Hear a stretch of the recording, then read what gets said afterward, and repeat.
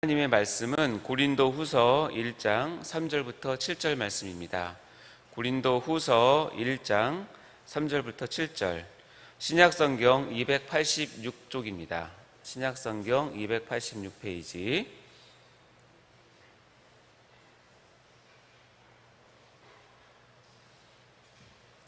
다 찾으셨습니까? 고린도후서 1장 3절부터 7절 말씀입니다. 자, 우리 같이 한 목소리로 봉독하도록 할 텐데요. 특별히 여기 말씀은 같은 단어들이 여러 번 반복이 되는데 특별히 위로라는 단어가 많이 나옵니다.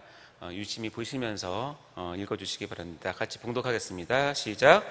찬송하리로다. 그는 우리 주 예수 그리스도의 하나님이시요 자비의 아버지시요 모든 위로의 하나님이시며 우리의 모든 환난 중에서 우리를 위로하사 우리로 하여금 하나님께 받은 위로로서 모든 환난 중에 있는 자들을 능히 위로하게 하시는 이시로다. 그리스도의 고난이 우리에게 넘친 것 같이 우리가 받는 위로도 그리스도로 말미암아 넘치는도다. 우리가 환난 당하는 것도 너희가 위로와 구원을 받게 하려는 것이요 우리가 위로를 받는 것도 너희가 위로를 받게 하려는 것이니 이 위로가 너희 속에 역사하여 우리가 받는 것 같은 고난을 너희도 견디게 하느니라. 너희를 위한 우리의 소망이 견고함은 너희가 고난에 참여하는 자 된 것 같이 위로에도 그러할 줄 알미라. 아멘. 자, 이 새벽에 이 기도의 자리에 오신 여러분들을 환영하고 축복합니다. 오늘 기도의 문이 열리고 또 하늘로부터 주님의 은혜와 평강을 받으셔서 여러분 참 은혜 넘치는 그런 귀한 시간이 되었으면 좋겠습니다. 제가 새벽 기도를 할 때 꼭 하는 과정이 있는데 혹시 뭔지 아십니까?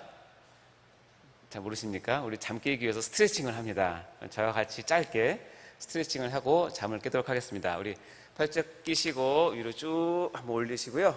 자, 좌우로 한 번씩 왔다 갔다 쭉 근육을 쭉 펴시기 바랍니다. 뒤로도 한번 젖혀보시고, 자, 깍지 푸시면서 내려오시면서 어깨 좌우로 돌리시고요. 다음에 고개를 위아래로 빙 돌려주시기 바랍니다. 자, 시원하십니까? 네, 잠 깨셨습니까? 네. 자, 오늘의 설교의 제목은 모든 위로의 하나님입니다. 모든 위로의 하나님. 자, 위로. 이 단어는 우리가 다 잘 아는 단어입니다. 듣기만 해도 마음이 따뜻해지고 또 이렇게 마음이 뭉클한 그런 단어이기도 하죠. 먼저 이 사전적 의미를 살펴보면 위로란 따뜻한 말이나 행동으로 괴로움을 덜어주거나 슬픔을 달래줌, 이렇게 정의가 되어 있습니다. 여러분들은 각박하고 이렇게 긴장되는 삶을 사시면서 언제 한번 진정한 위로를 이렇게 받아보신 적이 있으신가요? 우리가 조금 전에 부른 이 300장의 찬송의 그 가사처럼 내 마음이 낙심되며 근심에 눌릴 때, 또 희망이 사라지고 친구 날 버릴 때, 번민이 가득 차고 눈물이 흐를 때 얼마나 여러분 위로가 갈망이 되시던가요? 또 다른 그 가사 중에 이렇게 나오죠. 가는 길 캄캄하고 괴로움 많을 때, 싸움이 맹렬하여 두려워 떨 때, 환난이 닥쳐와서 어려움 당할 때, 바로 이럴 때 누군가 나에게 던져준 조그만 위로의 그 한 줄기 빛이 나를 일으켜 세워주던 경험이 혹시 있으신가요? 저는 이런 경험을 종종 하곤 합니다. 지금도 생각하면 저절로 미소가 나오고 마음이 따뜻해지기도 하죠. 어쩌면 우리들 중 어떤 분들은 이런 위로를 전달해주는 선한 이웃의 역할을 하고 계신 분이 있을지도 모르겠습니다. 이 시간 이 자리에 있는 성도님들과 그리고 유튜브를 통해서 같이 참여하신 우리 모두가 모든 위로의 하나님께서 주시는 위로를 받고 그리고 그 위로를 전달하는 그런 은혜가 임하기를 간절히 기도합니다. 자, 오늘 본문은 고린도 후서입니다. 여러분 다 아시겠지만 고린도 후서는 서신서이고요. 서신서라는 건 편지글이란 얘기죠. 바울이 발신자이고 그리고 고린도 교회가 수신자입니다. 이 바울과 고린도 교회 사이에는 상당한 애증의 관계가 있는데요. 여러분이 고린도 전서와 후서가 두 개의 편지가 있다고 생각하지만 많은 학자들은 최소한 한 개 이상이 그 사이에 편지를 주고받으면서 바울과 고린도 교회 사이에는 정말 애증의 관계가 있는 그런 관계입니다. 그래서 오늘 우리 한글 성경의 그 개역 성경에 보면 편지를 보내는 발신인인 우리라는 단어가 10번이 나오고요. 편지를 받는 수신자인 너희라는 단어가 6번이 나옵니다. 그리고 이 두 그룹 사이에는 지속적으로 수많은 이야기들, 가르침들, 또 감정의 표현들, 지시사항, 또 여러 가지 계획을 발표하는 등등이 서로 오가고 있는 것을 우리가 볼 수 있습니다. 그 중에서도 오늘 우리가 읽은 본문 고린도후서 1장 3절과 7절 사이에는 특별히 위로라고 하는 특별한 주제가 다루어지고 있는데요. 오늘은 그 부분에 대해서 우리 같이 말씀을 나누고자 합니다. 첫 번째, 우리가 오늘 본문에서 위로라는 단어가 꽤 많이 나온 것을 느끼셨을 텐데 혹시 세보셨습니까? 안 세보셨죠? 그럼 저와 함께 한번 세볼까요? 자, 손가락을 한번 펴보세요. 손가락을 한번 펴보시고 다시 한번 본문을 읽을 텐데 위로가 나오는 대로 한번 손가락을 굽혀보시면 몇 번 나오는지 알 수 있습니다. 자, 같이 한번 3절부터 읽겠습니다. 시작. 찬송하리도다. 그는 우리 주 예수 그리스도의 하나님이시요 자비의 아버지시요 모든 위로의 하나님이시며. 한번 나왔죠? 4절. 우리의 모든 환난 중에서 우리를 위로하사 우리로 하여금 하나님께 받은 위로로서 모든 환난 중에 있는 자들을 능히 위로하게 하시는 이시로다. 그리스도의 고난이 우리에게 넘친 것 같이 우리가 받은 위로도 그리스도로 말미암아 넘치는도다. 우리가 환난 당하는 것도 너희가 위로와 구원을 받게 하려는 것이요 우리가 위로를 받는 것도 너희가 위로를 받게 하려는 것이니 이 위로가 너희 속에 역사하여 우리가 받는 것 같은 고난을 너희도 견디게 하느니라. 너희를 위한 우리의 소망이 견고함은 너희가 고난에 참여하는 자가 된 것 같이 위로에도 그러할 줄 알미니라. 몇 번 나왔습니까? 네, 여러분 안 적고 계시는군요. 10번 나왔습니다. 이 5절 가운데 위로라는 단어가 무려 10번이 쓰였다는 것은 강조했다는 뜻이고 그만큼 여기서 의미하는 바가 크다는 이야기겠죠. 그런데 이 위로라는 것은 반드시 무엇인가를 전제하고 있다는 것을 사실 아십니까? 그것은 바로 환난과 고난이라는 상황 속에서만 이 위로가 나올 수 있다는 것을 우리가 알아야 된다는 것입니다. 이는 마치 전쟁이 없는 평화로운 시기에는 전쟁 영웅이라고 불리는 사람이 나올 수 없는 것과 마찬가지입니다. 왜냐하면 전쟁 상황이 아니기 때문에 당연히 전쟁 영웅이 나올 수 없겠죠. 전쟁이라는 특수한 상황이 되어야만 전쟁 영웅이 탄생할 수 있는 것은 어쩌면 상식과 같은 이야기일 것입니다. 오늘 본문 5절 말씀을 한번 같이 보겠습니다. 5절 같이 읽겠습니다. 시작. 그리스도의 고난이 우리에게 넘친 것 같이 우리가 받는 위로도 그리스도로 말미암아 넘치는도다. 자, 이와 같이 그리스도의 고난이 우리에게 넘친 것과 같이 우리가 받는 위로도 그리스도로 말미암아 넘친다. 그래서 이처럼 위로가 풍성해지려면 그만큼 환난과 고난 같은 것이 풍성히 전제되어야 한다는 것을 우리가 알 수 있습니다. 따라서 본문에서 위로의 카운터파트인 환난과 고난이라는 단어가 그래서 여러 번 반복해서 나옵니다. 그것을 여러분 한번 세어보시면 아시겠지만 총 6번이 등장을 합니다. 그런데 그들이 겪었던 이 환난과 고난은 우리가 상상할 수 없는 정도의 상당한 심한 것이었던 것을 우리가 알 수 있는데요. 이 우리가 읽었던 본문 바로 뒷구절인 고린도후서 1장 8절 9절의 말씀을 보면 이렇게 되어 있습니다. 여러분 있으면 보시겠습니까? 고린도후서 1장 8절 9절 제가 읽겠습니다.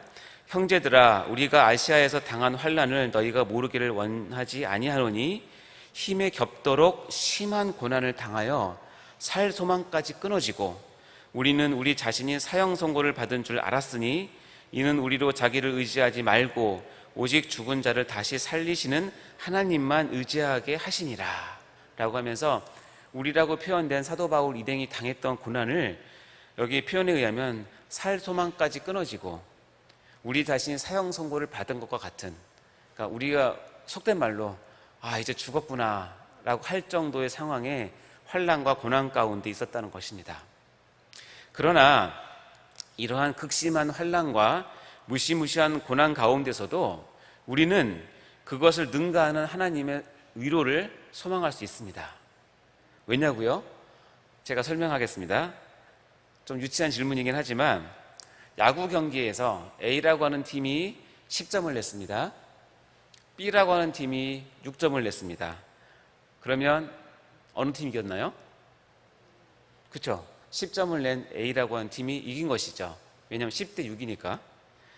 그것이 축구건 핸드볼이던 농구던 10대 6 스코어에서는 누가 뭐래도 10점을 얻은 팀이 이기는 것입니다. 비록 6점을 실점했다 할지라도 말입니다. 이렇게 적용하는 것이 좀 유치스럽다고 생각될지 모르겠지만 어쨌든 오늘 본문에서 위로는 몇 번 나옵니까? 10번. 그리고 환난과 고난은 몇 번 나옵니까? 6번. 그러니까 아무리 환난과 고통이 심할지라도 위로는 우리의 환난과 고난을 누르고 우리에게 새 힘을 공급하는 에너자이저와 같은 것이라고 생각하시면 됩니다. 왜냐하면 10대 6으로 이겼으니까요. 쉽죠? 그러니까 우리가 당하는 고난이 아무리 크고 힘들어도 그것을 능가하시는 하나님의 위로는 더블 스코어 이상으로 우리에게 주어진다는 사실을 믿으시기 바랍니다. 우리가 각자 겪는 상황이 아무리 힘든 상황이라 할지라도 그 환난과 고난을 뛰어넘어서는 역전의 위로의 하나님, 그 은혜가 있음을 우리가 이 시간 같이 나눴으면 좋겠습니다. 두 번째는 이러한 위로를 베푸시는 하나님의 뜻이 있는데요. 그 뜻을 우리가 알아야 될 것입니다. 본문에서 보면 두 가지로 하나님께서 이런 위로를 베푸시는 이유를 설명하고 있는데, 첫 번째는 뭐냐면 하나님께 받은 위로를 가지고 모든 환난 중에 있는 다른 사람들을 위로하라고 우리에게 위로를 주셨다라고 이야기를 한다는 것입니다. 우리 본문 4절을 한번 읽겠습니다. 같이 읽겠습니다. 시작. 우리의 모든 환난 중에서 우리를 위로하사 우리로 하여금 하나님께 받은 위로로서 모든 환난 중에 있는 자들을 능히 위로하게 하시는 이시로다. 아멘. 고난받은 자들은 대부분 마음이 굳어집니다. 마음이 다칩니다. 이럴 때 우리가 섣부른 위로를 하게 되면 오히려 상황이 악화되고 오히려 상처를 주는 경우도 많이 있죠. 그러나 이렇게 굳어진 마음을 움직이는 방법이 있습니다. 그것은 뭐냐면 그 사람보다 더한 고난을 극복한 자가 가서 자신의 경험을 이야기하면서 위로할 때 그 사람이 진정한 위로를 받습니다. 예를 들자면 질병으로 병원에 누워있는 사람을 신방 갔는데 간 사람이 내가 정말 죽음의 문턱까지 갔던 경험을 하면서 위로를 한다면 그 사람은 위로를 받는 것이죠. 한 자녀를 잃은 부모가 힘들어하고 괴로워할 때 두 자녀를 잃은 부모가 가서 그들을 위로한다면 그 부모는 위로를 받는 것입니다. 이것이 바로 예수님이 우리를 위로할 수 있는 이유가 되는 것입니다. 왜냐하면 예수님은 이 땅에 오셔서 우리가 받는 모든 환난과 고통을 다 받으셨기 때문입니다. 예수님은 우리를 위로하시면서 우리를 안아주시면서 이렇게 말씀하시죠. 얘야, 내가 다 안다. 얘야, 나도 그거 당해봤다. 나도 그거 경험해봤다. 라고 말씀하시기 때문에 우리가 예수님의 음성을 듣고 위로를 얻는 것입니다. 따라서 성도인 우리가 지금 겪는 지금의 환난과 고난은 하나님께서 위로를 베푸시는 위로를 받는 기회가 되는 것이고, 한 단계 더 나아가서는 그 위로를 잘 간직하고 다듬어서 적절한 기회에 간증을 하면서 같은 환난 중에 있는 형제 자매를 위로하시기를 하나님께서 원하시는 것입니다. 다시 얘기하면 위로의 전달자가 되길 원하시는 것이죠. 우리가 복음을 전하는 것과 마찬가지로 하나님께 받은 위로를 우리가 전달하기를 하나님께서 원하시기 때문에 우리에게 위로를 주신다는 것입니다. 두 번째 이유는 뭐냐면 이와 같이 어려움에 처한 성도들이 위로를 받아서 그것을 가지고 그들이 갖고 있는 고난과 환난을 견디도록, 그들을 양육시키도록 우리에게 위로를 주신다는 것입니다. 우리 본문 6절 말씀을 같이 보도록 하겠습니다. 6절 같이 읽겠습니다. 시작. 우리가 환난 당하는 것도 너희가 위로와 구원을 받게 하려는 것이요 우리가 위로를 받는 것도 너희가 위로를 받게 하려는 것이니 이 위로가 너희 속에 역사하여 우리가 받는 것 같은 고난을 너희도 견디게 하느니라. 아멘. 위로를 주는 목적이 우리가 그 위로를 통해서 고난을 회피하거나 무시하거나 도망가서 편하게 지내라고 위로를 주시는 것이 아님을 우리가 알아야 합니다. 여기 말씀에 분명히 뭐라고 되어 있냐면 이 위로가 너희 속에 역사하여 우리가 받는 것과 같은 고난을 너희도 견디게 하기 위해서 위로를 전달하라고 말씀하시는 것입니다. 우리가 받는 것 같은 고난이란 우리가 아까 읽었던 것과 마찬가지로 살 소망이 끊어지고 우리 자신이 사형 선고를 받은 줄 알 정도의 그런 고난인데, 그것을 다른 지체들이 이겨내도록 위로로서 그들을 그 고난과 환난 가운데서 견뎌낼 수 있도록 그들을 가르치게 하기 위해서 우리가 위로를 받았다는 것입니다. 다시 얘기하면 우리가 위로를 받은 것은 우리 자신이 하나님을 더욱더 의지하고 그 가운데서 평안을 얻는 것뿐만 아니라 더 나아가서 나와 같은 고난을 받는 사람에게 그 위로를 전달함으로써 그들도 그 고난과 환난 가운데서 능히 이겨낼 수 있도록 그들을 케어하고 양육하고 보살피라는 뜻입니다. 그래서 하나님은 위로를 우리에게 주신 것이라는 뜻입니다. 이것이 바로 우리가 하나님께 위로를 받는 목적인 것입니다. 자, 이러한 하나님을 본문에서는 아주 귀하게 표현합니다. 모든 위로의 하나님이라고 표현하는 것이죠. 하나님은 원래 자비와 긍휼의 하나님이십니다. 이는 하나님의 영원 무궁한 속성이기도 하시죠. 예레미야 예가 3장 22절 23절에는 정말 기가 막힌 말씀이 있는데 제가 여러분께 소개해 드리겠습니다. 여호와의 인자와 긍휼이 무궁하심으로 우리가 진멸되지 아니함이니이다. 이것들이 아침마다 새로우니 주의 성실하심이 크시도소이다. 아멘. 오늘 여러분이 아침에 눈을 뜨고 옷을 입고 이 자리에 나와서 앉아 있는 것이 하나님의 인자와 긍휼이 무궁하시기 때문이란 것입니다. 우리가 아침에 눈을 뜨지 못하고 우리의 생명이 끊어진다고 할지라도 하나님께 얻는 거 하나도 원망할 수 없는 그런 존재이지 않습니까?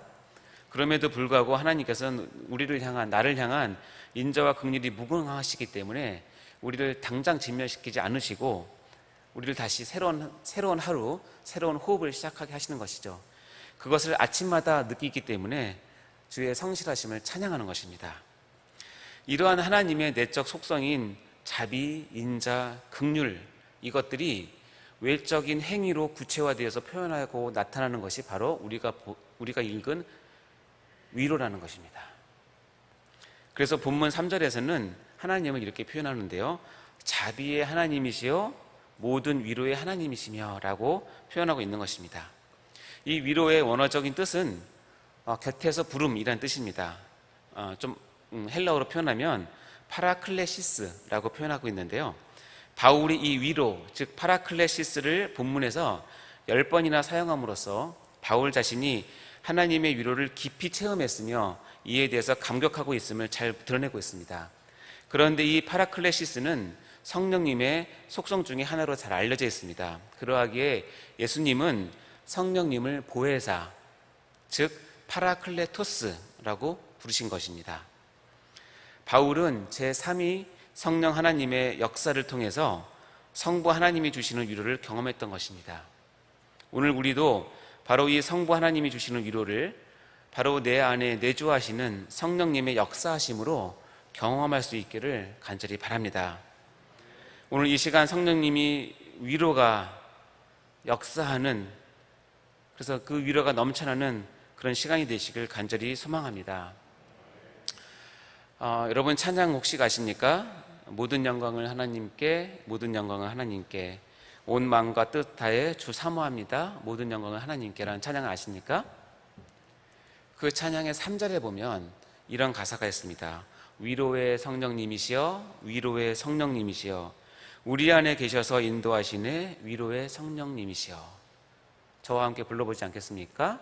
우리 손을 가슴에 얹으시고 부르시겠습니다.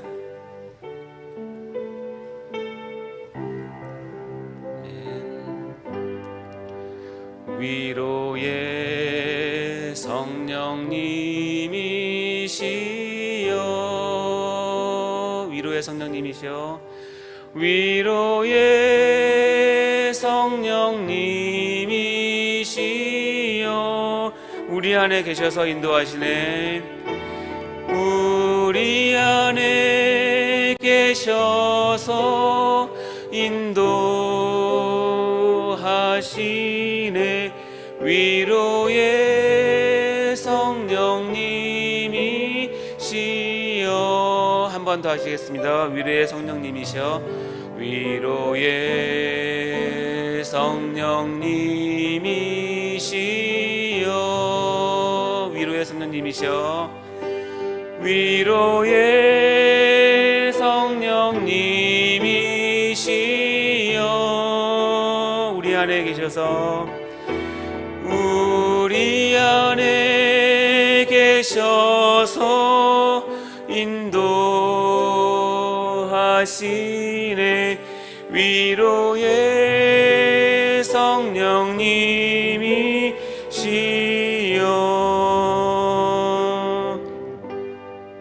이제 설교를 마무리하려고 합니다.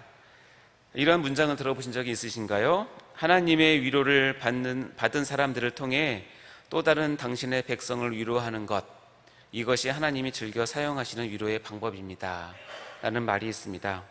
하나님의 위로는 우리에게 다가오는 그 어떤 환난과 고난도 너끈히 이겨내는 하나님의 자비의 한 표현입니다. 그리고 이 위로는 공동체를 세우고 지체를 세우는 하나님의 지혜이기도 합니다. 오늘 이 시간 하나님의 위로가 꼭 필요하신 분은 하나님의 위로를 꼭 받으시는 시간이 되시길 바랍니다. 또 혹시 오늘 하나님의 위로를 전해야 될 사람이 생각나시거든 오늘 하루가 가기 전에 하나님의 위로를 그분에게 꼭 전해주시기 바랍니다. 위로의 성령님과 늘 동행하시며 위로의 거장으로 쓰임받는 여러분 되시길 간절히 축원합니다. 제가 오늘 설교를 준비하면서 저희 마음 가운데 다음 주부터 시작되는 담임 목사님의 마음 만짐 시리즈가 너무나 기대되었습니다. 담임 목사님의 마음 만짐 시리즈 말씀 선포를 통해서 위로의 성령님을 경험하시기를 간절히 기도합니다. 모든 위로의 하나님을 이 시간 찬양합니다. 기도하겠습니다. 하나님 아버지, 저희에게 모든 위로의 하나님이 되어주심을 진심으로 감사를 드립니다. 나에게 닥쳐오는 그 어떤 환난과 고난의 상황이 있을지라도 모든 위로의 하나님께서 베푸시는 그 위로 하나만 있으면 저희들은 만족하며 감사합니다. 성령님을 통하여 이 시간 위로하여 주시옵소서. 그리고 하나님께 받은 그 위로를 통하여 다른 지체들을 섬기고 양육하며 우리 사랑하는 공동체를 위로가 풍성한 공동체로 세워서 하나님 나라를 위하여 우리 모두가 쓰임받도록 인도하여 주시옵소서. 감사하며 예수님으로 기도드립니다. 아멘. 헌금 기도하시겠습니다. 하나님 아버지 감사합니다. 귀한 재물을 우리가 마음을 다해 바칩니다. 이 헌금이 쓰여지는 곳곳마다 하나님의 영광이 드러나게 하시고 헌금을 드리는 사람, 우리 한 사람 한 사람의 마음이 상달되어서 하나님을 감동시키며 우리가 하나님께 축복받는 그런 귀한 마중물이 될 수 있도록 인도하여 주시옵소서. 헌금한 모든 손길 가운데 축복하여 주시고 또한 마음으로 드리는 모든 사람들의 마음들도 주님 받아주시옵소서. 감사드리며 예수님으로 기도합니다. 주기도로 마치겠습니다. 하늘에 계신 우리 아버지여, 이름이 거룩히 여김을 받으시오며 나라가 임하옵시며 뜻이 하늘에서 이루어진 것 같이 땅에서도 이루어지이다. 오늘 우리에게 일용할 양식을 주시옵고 우리가 우리에게 죄 지은 자를 사하여 준 것 같이 우리 죄를 사하여 주시옵고 우리를 시험에 들게 하지 마시옵고 다만 악에서 구하시옵소서. 대개 나라와 권세와 영광이 아버지께 영원히 있사옵나이다. 아멘. 기도 제목 드리겠습니다. 먼저 오늘 받은 말씀을 붙잡고 간절히 기도하시기 바랍니다. 그리고 담임 목사님의 건강과 숙면 그리고 사역을 위해서 기도해 주시고요. 특별히 연합사역 잘 마무리될 수 있도록 기도해 주시기 바랍니다. 오늘 마치는 정책 수련회를 위해서 기도해 주시고 수고하신 모든 사역자분들을 위해서 기도해 주시기 바랍니다. 그리고 어제부터 시작된 청년부 수련회가 진행 중에 있습니다. 청년부 수련회를 위해서 큰 은혜 받기 위해서 기도해 주시기 바랍니다. 마지막으로 코로나의 재확산을 막아달라고 기도해 주시고 안전한 예배 환경을 위해서 또 고통당하는 확진자가 빨리 회복될 수 있도록 위해서 기도해 주시기 바랍니다. 이 시간 우리 주여 외치고 같이 기도하도록 하겠습니다. 주여!